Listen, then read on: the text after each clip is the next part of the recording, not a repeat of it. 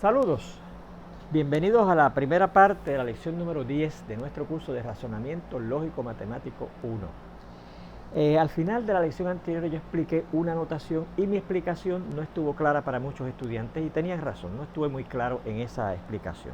Así que quiero volver otra vez a presentar una situación parecida para poder entonces explicar esa notación. Miren esto, vamos a suponer que un ente que es la letra M pertenece a un elemento de cierto conjunto que voy a llamar B mayúscula. Recuerde que a los conjuntos se le da el nombre de letras mayúsculas, ¿verdad? Y que otro ente, la letra N, entonces no es elemento de ese conjunto B mayúscula, ¿verdad que sí? Entonces, esta notación o este enunciado que dice MN es elemento de la B va a ser falso. ¿Por qué? Porque esta notación es una forma corta de escribir esta conjunción, ¿ok? Que dice que la M es elemento de la B y la N es elemento de la B. Y recuerden que para que una conjunción sea cierta, ambas afirmaciones que la componen tienen que ser ciertas. La primera afirmación, mire, es cierta, porque efectivamente la M es elemento de la B. Pero la segunda afirmación que le dice que la N es elemento de la B es falsa, porque aquí me habían dicho que la N no era elemento de ese conjunto B mayúscula, ¿se fijan? Así que esta disjunción es falsa y por lo tanto esta notación, que es una forma corta de escribir esta conjunción, sería falsa como dice ahí.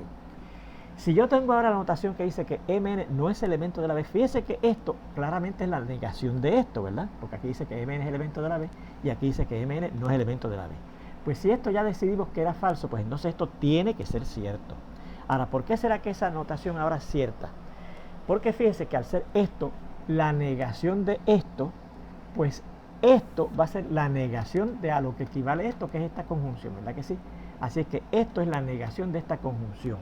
Y cuando estudiamos en el tema de la lógica, la equivalencia de afirmaciones, uno de los ejemplos que discutimos, me parece, y si no fue un ejemplo, fue un ejercicio que usted tenía en su libro, dice que la negación de una conjunción equivale a la disjunción de las negaciones de esas dos afirmaciones.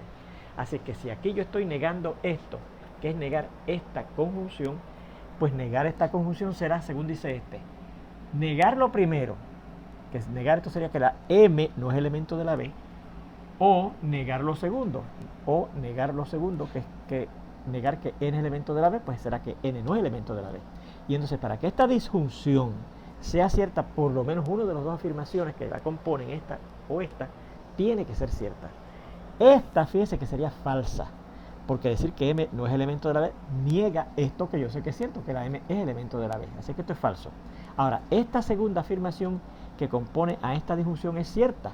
N no es elemento de la B y ese era un dato que me habían dicho que efectivamente N no era elemento de la B. Así que esta disjunción es cierta y la equivalencia de esa disjunción, que es esta notación, Mn no es elemento de la B, también es cierto, que es lo que hayamos dicho. ¿Se fijan? Bueno, pues ahí tenemos esa explicación. Si todavía no lo entienden, denle vuelta atrás al video y vuelvan a escuchar lo que yo dije, para ver si lo entienden. Entonces, ¿ves? Bueno, pues recordamos que a los conjuntos, que fue otra cosa que establecí ya bastante al final de la lección anterior, se le dan nombres de letras mayúsculas. Pues mire, el único ejemplo que hemos visto de conjuntos nosotros es el conjunto de las letras vocales del idioma español. Pues ese conjunto yo le puedo dar un nombre de letra mayúscula. Pues como es de las letras vocales del idioma español, voy a coger la letra V mayúscula para darle nombre, ¿verdad? Puede dar el nombre A, el nombre B y el nombre C, pero fíjese que entonces A, B y C no tendría como afinidad con lo que forma el conjunto de las letras vocales del idioma español. La letra V sí tiene una afinidad con eso, ¿verdad? Así que le voy a dar el nombre de la V mayúscula. Fíjense que esa V, dicho sea de paso, también dije que se le dan nombres de letras mayúsculas itálicas a conjuntos, excepto si son conjuntos particulares. Como ese conjunto de las letras vocales del idioma español es un conjunto particular, el de las letras vocales del idioma español, pues esa V mayúscula no sería itálica. Fíjense que este conjunto de que estoy hablando aquí, que no he dicho cuál es, un conjunto B mayúscula, ese conjunto, esa letra B mayúscula la escribiría itálica, porque no sé cuál es el conjunto B mayúscula. Lo que sí sé es que la M está en él y la N no está en él, pero como no sé cuál es, pues habría que darle la letra mayúscula itálica como nombre. Pero este sí yo sé cuál es, el conjunto de las letras vocales del idioma español, así que esa letra mayúscula que estoy usando como nombre para ese conjunto de las letras vocales del idioma español no sería más bien itálica, ¿ok? Bueno, pues si V es el conjunto de las letras vocales del idioma español, mire yo qué puedo decir, la A es elemento de la V, ¿verdad que sí? Porque la letra A es una de las 5 letras vocales del idioma español. La O también es un elemento de ese conjunto de las letras vocales del idioma español, porque la O es una letra vocal del idioma español. Así que como estas dos cosas son ciertas y esta es una conjunción, yo puedo usar, ¿verdad? Si tengo una conjunción de esta manera, yo puedo usar esta notación, que la A y la O son elementos del conjunto de las letras vocales del idioma español, ¿verdad? Bueno, fíjese también que la P no es elemento de la V, eso es cierto, ¿verdad? La P no es una de las 5 letras vocales del idioma español. Y la S tampoco es elemento de la V, la S no es elemento no es una de las letras vocales del idioma español, ¿verdad que sí? Pues como esto y esto son ciertas, la disjunción de ellas sería cierta, porque las dos son ciertas, ¿verdad? Y si yo digo P no es elemento de V o S no es elemento de V, eso yo puedo abreviarlo diciendo que la P, S no son elementos del conjunto V, de las letras vocales del idioma español. Bien, vea que esta notación, esa afirmación, usando esta notación, es falsa. ¿Por qué? Porque recuerde que al yo decir que es elemento de la V, quiere decir que la E es elemento de la V y la G es elemento de la V, ¿verdad que sí? La E es cierto que es elemento de la V, pero la G no es cierto que es elemento de la V. Así que esa disjunción que dice que E es elemento de la V y G es elemento de la V sería falsa, porque una de las afirmaciones, el decir que la G es elemento de la V, es falso. Así es que, por lo tanto, el de usar esa notación, que es la abreviatura de esa afirmación, conjunción que es falsa, es falsa. ¿Ve? Fíjese que esta notación sería parecida a esta, ¿verdad? Porque ninguna de las dos letras que tenemos aquí son elementos de la V. Así que eso sería cierto, ¿verdad? Y esta otra notación también es cierta, porque fíjese, esto es una forma corta de esta disjunción. No es elemento de la V o G no es elemento de la V. Y para que esa disjunción sea cierta, por lo menos una de las dos tiene que ser cierta. E no es elemento de la V, eso es falso, porque la E sí es una de las letras vocales del idioma español. Pero G no es elemento de la V, eso es cierto, porque la G no es una de las letras vocales del idioma español. Así que, por lo tanto, una de las dos afirmaciones de esa disjunción, el decir que G no es elemento de la V, es cierta. Y por lo tanto, si esa disjunción es cierta, esta notación, que es equivalente a esa disjunción, sería cierta también. ¿Se fijan? Bueno, pues vamos a ver entonces lo siguiente. Dicho sea de paso, recuerde que esto que puse aquí en un cuadrito es una cosa que vimos en el tema de la lógica para recordarla y poder hacer una explicación de lo que dijimos aquí, ¿verdad que sí? Bueno, otra cosa importante que tenemos que saber sobre los conjuntos es la forma de representarlos. Pues tenemos 4 maneras de representar conjuntos. La primera es lo que se llama la descripción verbal. ¿Okay? ¿Y qué es la descripción verbal para representar un conjunto? Una expresión oral, ¿verdad? Donde describimos o explicamos lo que es el conjunto, lo que forma el conjunto. Por ejemplo, para ese conjunto de las letras vocales del idioma español, pues, el conjunto de las letras vocales del idioma español. Esa sería la explicación oral de lo que es ese conjunto y esa sería la forma de representarlo verbalmente, ¿okay? Por medio de una descripción verbal. La segunda forma de representar conjuntos es por lo que se conoce como la tabulación, enumeración o listado. Y consiste en lo siguiente: usted abre una llave, este símbolo que está aquí es una llave, ¿ok? Y enumera o tabula o lista los elementos del conjunto. El conjunto que yo tengo es el conjunto V de las letras vocales del idioma español, ¿verdad? Pues yo, una vez he abierto la llave, empiezo a listar los elementos de ese conjunto, que son la A, la E, la I, la O y la U. Y fíjense que los elementos que he listado o enumerado en esa anotación los he separado por comas. Y fíjense que después de que he enumerado o listado el último elemento del conjunto, cierro las llaves, ¿verdad? Aquí la abro, pongo los elementos del conjunto separándolos por comas y finalmente cierro la llave. Y si da la casualidad que ese conjunto yo le he dado nombre, como le he dado el nombre al conjunto de las letras vocales del idioma español, usted puede decir, ah, y eso es igual a V, si quiere. Si no, lo deja así, ¿verdad? Pero como ya yo le di nombre, puedo decir al final o al principio, V es igual a ese conjunto representado por tabulación, o ese conjunto representado por tabulación es igual al conjunto llamado V mayúscula, ¿ok? Bien, está la forma constructiva o estándar. Y esa forma es una manera, como una combinación de la forma de descripción verbal y la forma de tabulación. Porque mire cómo se presenta. Usted abre una llave igual que cuando va a tabular. Y entonces escribe una variable, que es una letra itálica, ¿verdad? Generalmente se escoge la X, pero puede ser la A, la B, la C, la Y, la Z, la que usted quiera. Pero generalmente se escoge la X, ¿ok? pone una rayita vertical que en vez de una rayita vertical en algunos sitios ponen un punto y coma y en otros sitios ponen 2 puntos, ¿ok? Yo voy a usar la rayita vertical, pero puede haber libros en donde usen 2 puntitos o 2 puntos y coma. La cuestión es que use una rayita vertical, 2 puntitos o un punto y una coma. Usted eso lo va a leer como tal que, de manera que o de forma que. Y si estoy hablando del conjunto de las letras vocales del idioma español, pues digo X tal que X es una letra vocal del idioma español. ¿Qué se lee esa notación? Mire de la forma correcta de leerla. Vamos a ponerla aquí. ¿Qué se lee?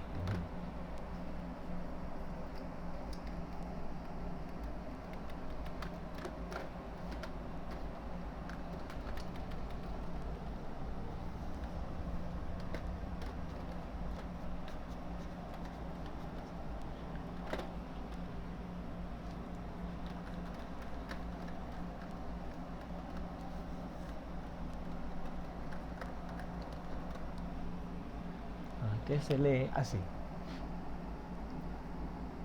Mire, la forma correcta de leer esa notación es el conjunto de todas las X. El conjunto de todas las X. Y entre paréntesis vamos a indicar que eso quiere decir de todas las cosas, de todos los entes. De todos los entes o cosas. Y entonces una vez usted ha dicho eso, el conjunto de todas las X, que quiere decir eso, de todas las cosas o todos los entes, de manera que, o tal que, ¿ok? Tal que, o de manera que, o de forma que, esos entes, esas X, es una letra vocal del idioma español.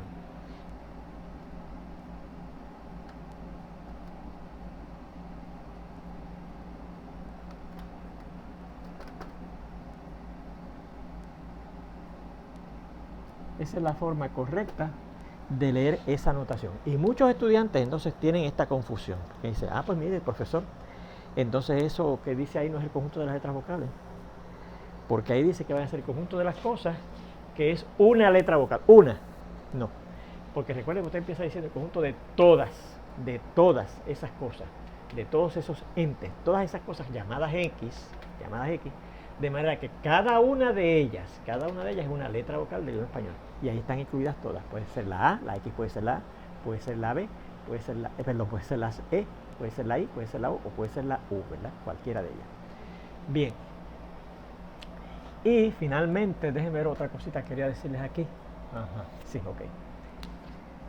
Finalmente, la cuarta y última manera de representar conjuntos es por medio de diagramas de Venn, V-E-N-N, donde eso de V-E-N-N es el apellido de quien se ideó esto, ¿ok? Y eso consiste de una curva cerrada. ¿Qué es una curva cerrada? Una curva que usted empieza en un sitio y de alguna manera vuelve a ese sitio, ¿verdad? Ese punto, ¿verdad? Yo empiezo aquí, pongo una curva cerrada, generalmente, dicho sea de paso, déjame decirle, la curva cerrada que más se usa es el círculo, pero puede ser una cosa más alargada así, más alargada hacia abajo, bien irregular, puede ser un triángulo, puede ser un cuadrado, una curva que usted empiece en un sitio y regrese a ese punto, ¿verdad? En donde ahí usted se imagina que están encerrados los elementos, los entes que están en ese conjunto. Por ejemplo, el conjunto de las letras vocales es el conjunto V. Pues al lado de esa curva cerrada que usted utilice, usted pone el nombre del conjunto que está representando por diagramas de Venn, ¿verdad? Y si da la casualidad que el conjunto es pequeño, como es el conjunto de las letras vocales del idioma español, que nada más contiene 5 cosas, 5 letras, y si usted quiere, puede poner dentro de esa región encerrada ahí los elementos del conjunto, ¿ok? A, E, I, O, U, ¿okay? O si quiere, ¿verdad? Vamos a poner aquí una curva cerrada más irregular, ¿verdad? En vez de poner el nombre afuera, pone el nombre adentro del conjunto que está representando. Cuando ponga el nombre adentro, entonces aquí sí que es verdad que usted no va a listar los elementos del conjunto, aunque sean pocos, ¿ok? Si pone el nombre adentro, no los lista. Si pone el nombre afuera y usted quiere, y son pocos, lista adentro de la curva cerrada, la región encerrada por esa curva cerrada, a los elementos del conjunto. ¿Ok? Bueno, vamos a ver esto otro. ¿Ok? Ajá. Vamos a ver el uso de los signos. Ajá. De los signos este y este, ¿verdad? Recuerde que este signo quiere decir que un ente que yo ponga acá es elemento de un conjunto que está al otro lado de ese símbolo, y esto quiere decir que un ente que yo escriba a la izquierda de ese signo no es elemento o no pertenece o no es miembro del conjunto que escriba a la derecha del conjunto. ¿Ok? Bien, por ejemplo, ya se lo hemos usado, míralo aquí, pero fíjese otra cosita, otro detallito, ¿verdad? Considere un conjunto A, le voy a dar el nombre de letra mayúscula. Esa sería una letra no itálica, ¿verdad? Porque es un conjunto en particular. Este conjunto que les voy a presentar aquí por medio de tabulación, o sea, voy a enumerar entre dos llaves a los elementos que pertenecen a ese conjunto. A2, llave A5, llave Q, y cierro llave. ¿Okay? Ese es el conjunto que tenemos. Antes que nada, vamos a identificar qué elementos, qué entes están en ese conjunto que hemos llamado A mayúscula de esa manera. Mire, vea que los elementos en este conjunto son los siguientes. Mire, el primer elemento que yo veo ahí listado es la letra A. A. El segundo elemento que yo veo listado aquí es el número 2. El tercer elemento, mire, es todo esto.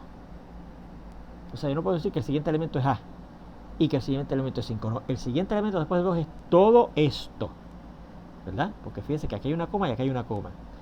Todo esto. Así que ese ente que está ahí, que usted puede pensar que es un conjunto compuesto por los elementos A5, ¿verdad que sí? A5.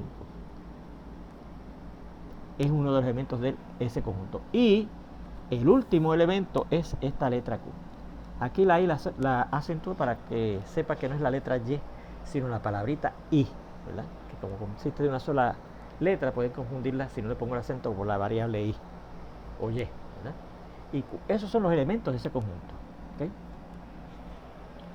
La A, el 2, este conjunto que contiene la A y el 5 y esta otra letra, la letra Q acá, ¿verdad? Bien, entonces, fíjese, dígame si lo siguiente es cierto o falso.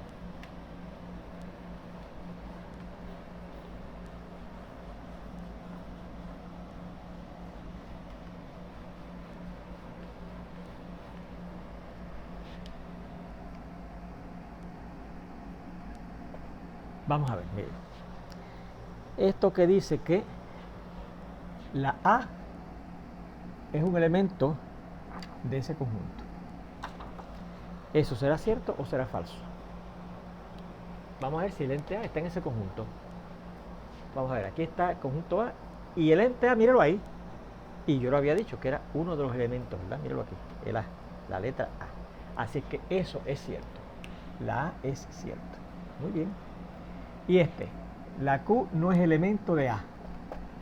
¿Eso es cierto o es falso?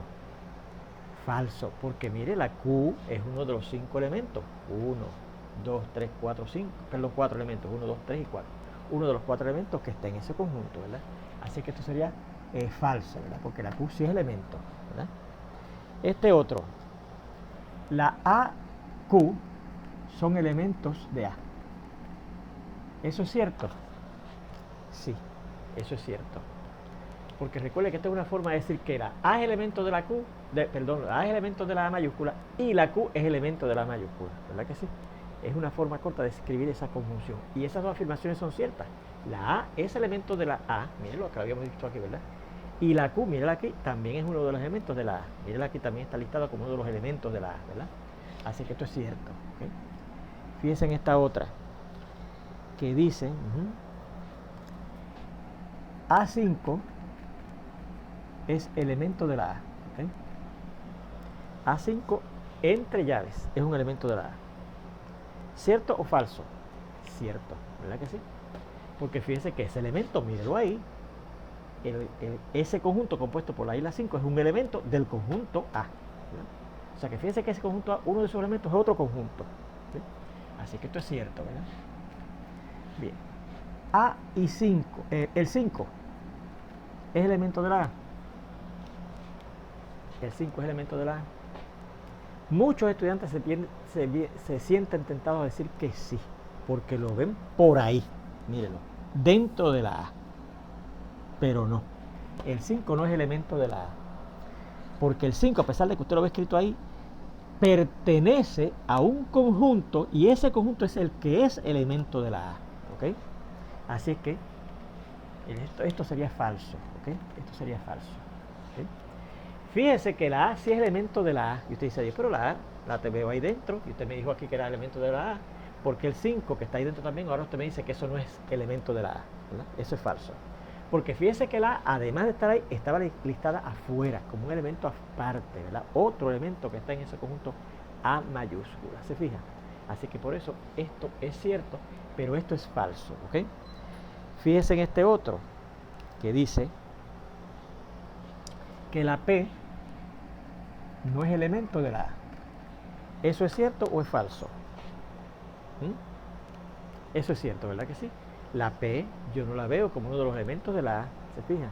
Así que esto es cierto, ¿ok? Bien. Este otro que dice que la M no es elemento de la A. La M no es elemento de la A. ¿Eso es cierto o es falso?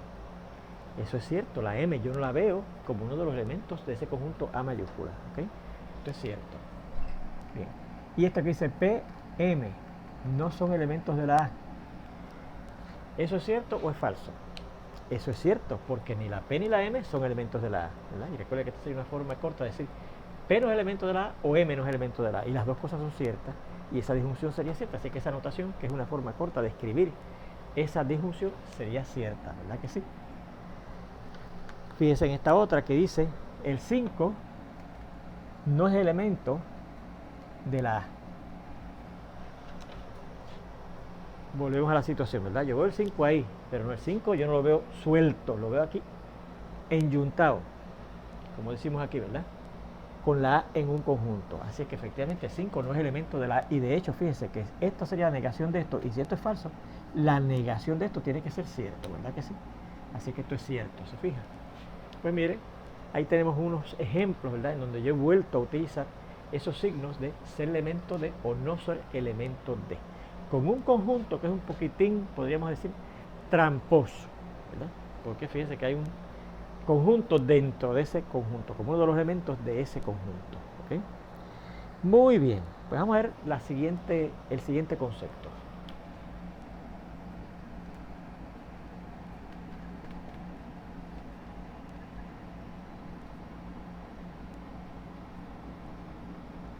Es un signo pequeño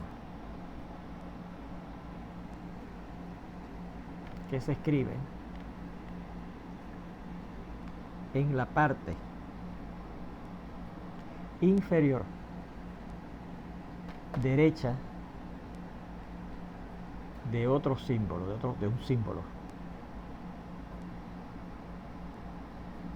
De hecho no es un signo, es un símbolo, ¿ok? Mejor.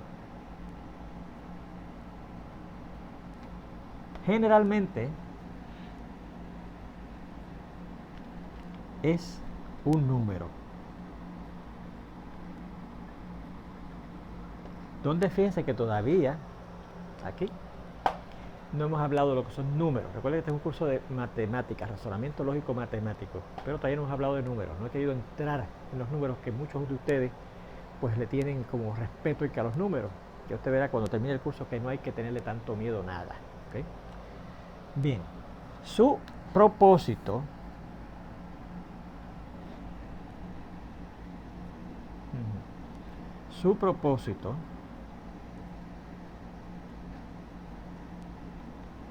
es ordenar o identificar entes. entes. Recordamos los 4 casos que teníamos cuando para una afirmación compuesta por 2 enunciados, ¿verdad que sí?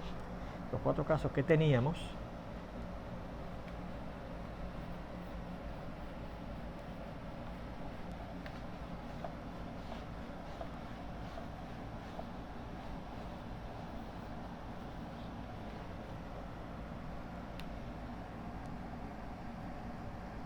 o que identificaban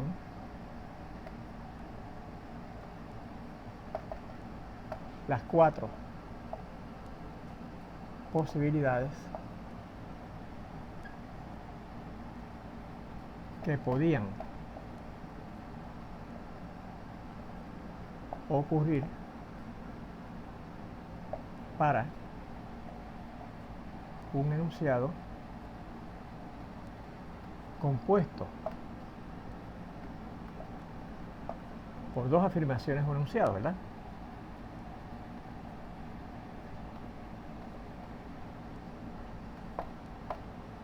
¿Cuáles eran? ¿Cómo los llamamos? El caso número 1, el caso número 2, el caso número 3 y el caso número 4, ¿verdad que sí? Bueno, pues mire, este numerito que escribimos aquí en la parte inferior derecha, inferior abajo derecha, a la derecha, ¿verdad que sí? De este símbolo C, pues eso sería un suscrito, ¿ok? El 1, el 2, el 3 y el 4 serían suscritos. Y fíjense que nos sirven para lo que dice aquí, identificar el primer caso, el segundo caso, el tercer caso, el cuarto caso, ¿verdad que sí? O ordenar, ya lo dijimos, ¿verdad? El primero, el segundo, el tercero y el cuarto. Nos ordena o nos identifica, ¿verdad? Los casos, ¿verdad? En ese caso, ese suscrito identifica o ordena los casos esos de los que hablamos en las afirmaciones compuestas por 2 enunciados, ¿verdad? Bien, otro ejemplo, por ejemplo,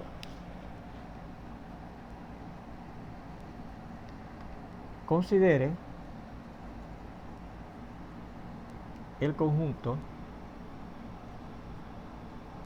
B mayúscula compuesto, representado, fíjense, perdón un segundito, representado, ¿verdad?, en forma de tabulación, y dice que está compuesto por estos elementos: A3 rayita 8 rayita D, 3D, A3 rayita 8 rayita D, donde fíjense que no quiero hablar de que negativo 8 negativo D, todavía eso no estamos hablando aquí de eso, ¿verdad? Bien, A3 rayita 8 rayita D. Bien, podemos identificar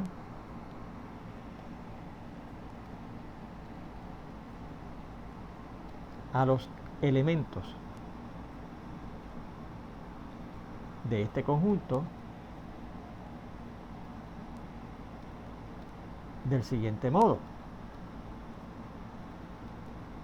Bueno, cuando usted tiene un conjunto llamado de cierta manera, ¿verdad?, con una letra, claro, mayúscula, a los elementos generalmente usted les da o los representa con una letra minúscula del mismo tipo, ¿verdad? O sea, a los elementos serían el B número 1, B sub 1, eso sería así, B sub 1, ¿ok? Que se va a indicar ya mismo. Leído B sub 1. ¿Okay? ¿Okay? Pues eso quiere decir el primer elemento del conjunto B, la letra A. La letra A. B sub 2, ¿qué quiere decir? El segundo elemento del conjunto B. Primero, segundo, ese número 3, ¿verdad? B sub 3, el tercer elemento de ese conjunto B mayúscula, ¿verdad? B sub 3.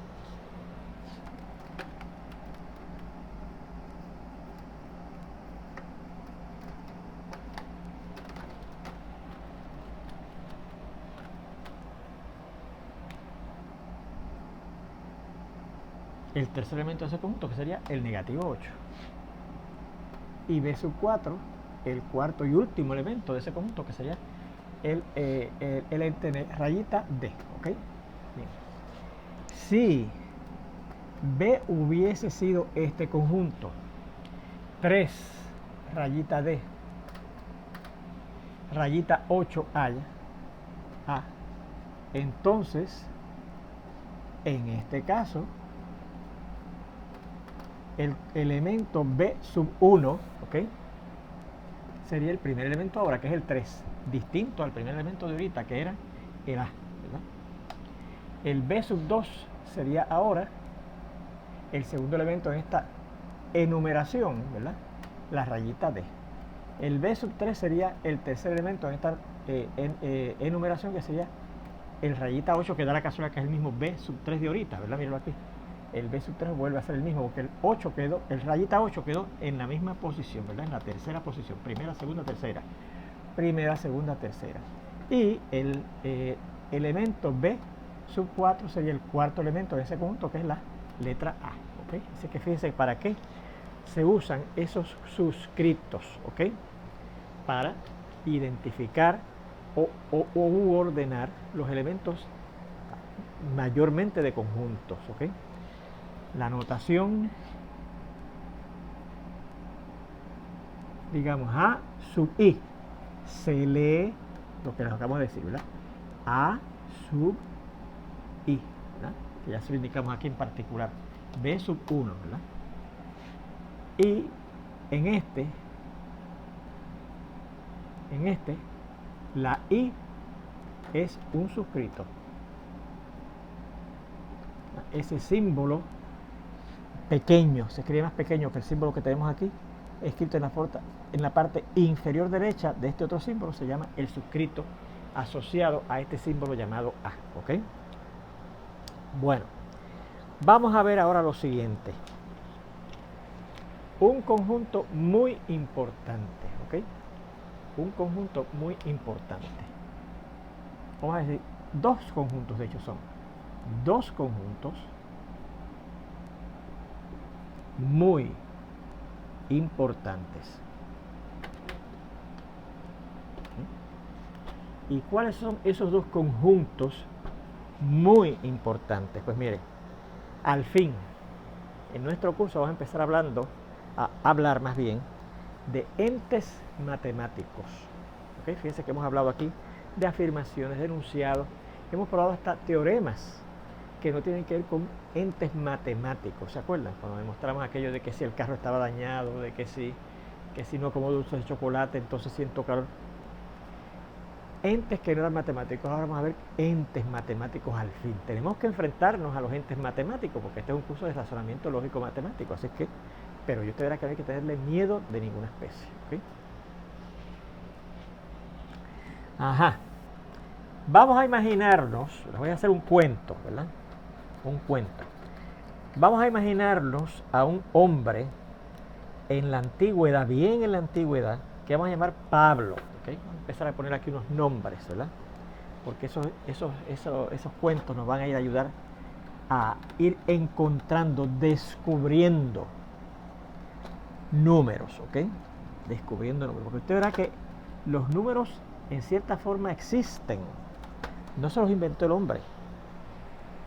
Yo soy de los que creo que las cosas de las matemáticas existen y es cuestión de que el hombre las descubra, ¿ok? Voy a llamar a este hombre Pablo, ¿ok? Pablo. Pues Pablo vive con su familia, su esposa y sus hijos en una casa rodeado, o sea, localizó su casa en una finca que él organizó allí y los vecinos se pusieron de acuerdo, este pedazo de tierra te toca a ti, esa es tu finca, ¿ok? Y dentro de esa finca mantiene unos animales de corral. Tiene vacas, pollos, cerdos, cabras, caballos, ¿verdad? Conejos, todo, ¿no? De lo que se llaman animales de una finca, ¿verdad? Aves de corral, entre otras cosas, ¿verdad? Bien. Y Pablo todos los días pues hace su trabajo, él cultiva esa tierra y se ayuda con esos animales, los mantiene y vende algunos de esos animales para consumo de sus vecinos y para consumo de él también, para eso es que los cría, ¿verdad? Pero entre esos animales, de entre los cerdos que él tiene, Hay un cerdito que se encariña mucho con él, ¿okay? Y todas las mañanas, cada vez que él sale de su casa para irse a la finca, ese cerdito viene corriendo a saludarlo, ¿verdad? Y lo mira y él le pasa la manita y él se sienta y el cerdito se le sienta al lado, se le acuesta a sus pies para que lo rasque o lo acaricie o le habla, ¿verdad? Se dirige a él. La cuestión es que un día sale Pablo de su casa y no encuentra al cerdito, no lo ve. Mira, así no lo ve por ningún sitio. No le presta mucha atención, ¿verdad? Porque en otras ocasiones ha pasado que él sale y el cerdito no está y al ratito viene. Pero ese día pasó la mañana, el cerdito no se acercó, no apareció. Estuvo ya raro porque generalmente antes de la primera media hora, una hora, el cerdito ya estaba allí cuando no estaba enseguida. Pasa el día completo y el cerdito no vino. Él estuvo extrañísimo. Bueno, al otro día, cuando se despierta, se acuerda del cerdito. Ya, pues déjame ver. Cuando va, no encuentra el cerdito. Pasa ese día y tampoco el cerdito aparece a jugar con él. Llega el tercer día, tampoco aparece el cerdito. Se va. Pues él dice, contra el cerdito que yo quería tanto se me perdió. ¿Cómo habrá sido eso? Empieza a pensar y dice, contra, pues mira, según yo me di cuenta de que ese cerdito se me perdió porque era cariñoso conmigo y yo lo quería mucho, a lo mejor hay otros cerdos que se me han perdido y yo no me he dado cuenta. O a lo mejor hay unas gallinas que se me han perdido y yo no me he dado cuenta. Un conejo, una cabra, un caballo que se me ha perdido y yo no me he dado cuenta. O al revés, a lo mejor aquí tengo, mira así, a lo mejor le está extraño un conejo que ve allí y dice, como que ese conejo no lo había visto nunca. O sea que a lo mejor se le cuelan también animales dentro de su finca que no eran de él. O animales de él que se le pierden y él no se dio cuenta. Y dice, bueno, pues yo tengo que resolver esta situación. Entonces mire lo que él hace. Fíjese el proceso mental de él. Él dice, yo voy a organizar mis animales en grupos, que son conjuntos. ¿Ves? Fíjese que estos inventos de los matemáticos no son cosas extrañas, ¿verdad? Dice, va a hacer una colección, un conjunto aquí, un grupo acá. Y hasta menciona la palabra conjunto, ¿verdad?